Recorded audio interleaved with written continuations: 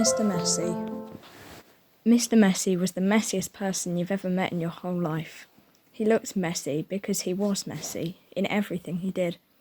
You could always tell where Mr. Messy had been because he left a trail of messy fingerprints wherever he'd been. Oh yes, Mr. Messy was messy by name, messy by nature. Mr. Messy lived in a particularly messy-looking house. The paint was peeling, the windows were broken, there were tiles missing from the roof, the flower beds were overgrown with weeds, the garden gate was off of its hinges. And had Mr. Messy cut the grass in his garden lately? He had not. One morning, Mr. Messy woke up in his messy bed, yawned, scratched, got up, cleaned his teeth, leaving the top off the toothpaste. He had his breakfast, spilling cornflakes all over the floor, and then set out for a walk, tripping over a brush he'd left lying in the garden 2 weeks before. There was a wood behind Mr. Messy's house with the messy garden, and that's where he went for his walk. It was a particularly large wood with lots of trees, and it took Mr. Messy a long time to walk through it. But he didn't really mind because he felt like walking that morning.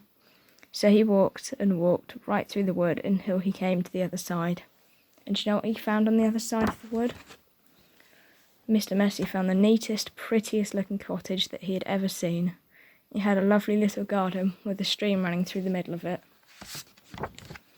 There was a man in the garden, clipping the hedge.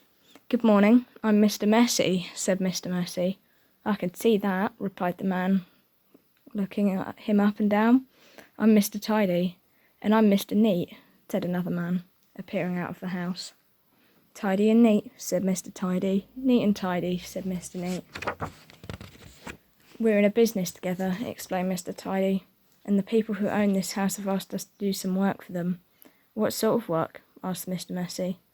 "Oh, we make things nice and neat," said Mr. Neat. "Tidy things up," added Mr. Tidy. "Perhaps we could come along and do some work for you," said Mr. Neat, looking at Mr. Messy, who was looking even messier than usual that particular morning. "But I don't want things neat and tidy," said Mr. Messy, looking downright miserable at the thought of it. "Nonsense," said Mr. Tidy. "Fiddlesticks," said Mr. Neat. "But," said Mr. Messy. "Come along," said Mr. Neat. "Off we go," said Mr. Tidy. But, said Mr. Messy. "But nothing," said Mr. Neat. And bundling him into their van, which was parked behind the house, off they went to Mr. Messy's house at the other side of the wood. "Good heavens," said Mr. Neat, when he saw where Mr. Messy lived. Good gracious," added Mr. Tidy. "This is the messiest house I've ever seen in all my born days," they both said together at the same time. "Better do something about it," said Mr. Neat. And before Mr. Messy could open his mouth, the two of them were rushing in there about Mr. Messy's house. Mr. Neat hoed and mowed and pruned and snipped and clipped and cleared and dug and made the garden look neater than it ever had before. Mr. Tidy cleaned and primed and rubbed and painted and mended and made the outside of Mr. Messy's house look tidier than it ever had before. They both went inside the house. "Good heavens," said Mr. Neat for the second time that morning. "Good gracious," said Mr. Tidy for the second time that morning. Then they both set about cleaning the house from top to bottom. They brushed and swept and polished and scrubbed and made the inside of the house look neater and tidier than it ever had before. "There we are," said Mr. Tidy. "All finished," said Mr. Neat.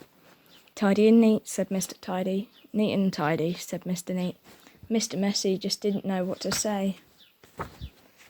They both looked at Mr. Messy. "Are you thinking what I'm thinking?" Mr. Neat said to Mr. Tidy. "Precisely," said Mr. Tidy. "What we're both thinking," they said together to Mr. Messy, "is that you look much too messy to live in a neat and tidy house like this." "But," said Mr. Messy. But whatever Mr. Messy said was no use, and Mr. Neat and Mr. Tidy whisked him off to the bathroom upstairs. It had been the messiest room in the house, but now, of course, it was neat and as new a pin. Then Mr. Neat got hold of one of Mr. Messy's arms, and Mr. Tidy got hold of the other arm. They picked him up and put him straight in the bath. Mr. Messy wasn't used to having baths. Mr. Neat washed, and Mr. Tidy washed, and brushed, and cleaned, and scrubbed, and combed Mr. Messy until he didn't look like Mr. Messy at all. In fact, he looked the opposite of messy. He looked at himself in the mirror. "You know what I'm going to have to do now?" he said in a rather fierce voice. Mr. Neat and Mr. Tidy looked worried. "What are you going to have to do?" they asked Mr. Messy. "I'm going to have to change my name," said Mr. Messy, and he chuckled. Then Mr. Neat and Mr. Tidy chuckled. Then Mr. Messy chuckled. Then Mr. Messy laughed. Then Mr. Neat and Mr. Tidy laughed. And then they all laughed together and became the best of friends. And that really is the end of the story, except to say that if you're a messy sort of person, you might have a visit from two people. And you know what they're called, don't you?